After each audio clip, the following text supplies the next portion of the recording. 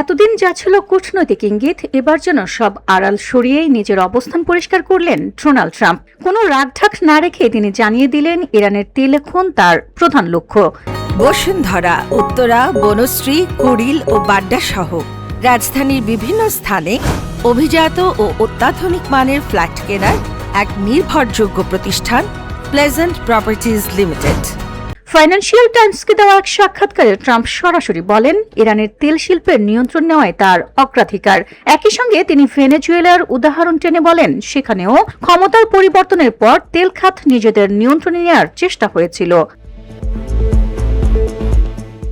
ট্রাম্পের এই মন্তব্য এমন এক সময় সামনে এলো যখন পুরো মধ্যপ্রাচ্য জুড়ে যুদ্ধের উত্তাপ ছড়িয়ে পড়েছে।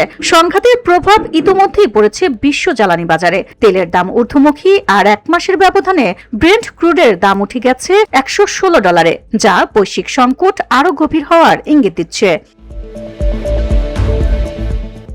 এই পরিস্থিতিতে আলোচনার কেন্দ্রবিন্দুতে উঠে এসেছে ইরানের প্রধান তেল রপ্তানি কেন্দ্র খারক দ্বীপ। বিশ্লেষকদের মতে এই দ্বীপের নিয়ন্ত্রণ হারানো মানেই ইরানের অর্থনীতির মূল শিরায় আঘাত হানা। তবে এর ঝুঁকিও বিশাল, কারণ এমন পদক্ষেপ সরাসরি সামরিক সংঘাতে আরও বিস্তৃত ও ভয়াবহ করে তুলতে পারে। এদিকে পরিস্থিতি শুধু বক্তব্যে সীমাবদ্ধ নেই। যুক্তরাষ্ট্র ইতোমধ্যে সেখানে হাজার হাজার সেনা, মেরিন ইউনিট, এমনকি 82তম এয়ারবর্ন ডিভিশনের সদস্যদের মোতায়েনের নির্দেশ দিয়েছে বলে বিভিন্ন প্রতিবেদনে উঠে এসেছে। এতে স্পষ্ট মাঠের প্রস্তুতি এখন বাস্তব রূপ নিচ্ছে। তবে যুদ্ধের উত্তাপের মাঝেও চলছে কূটনৈতিক তৎপরতা। ট্রাম্প জানিয়েছে পাকিস্তানের মধ্যস্থতায় ইরানের সঙ্গে আলোচনা এগোচ্ছে।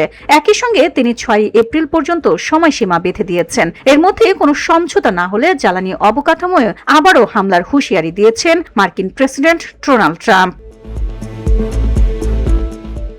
VOD Bangla news desk.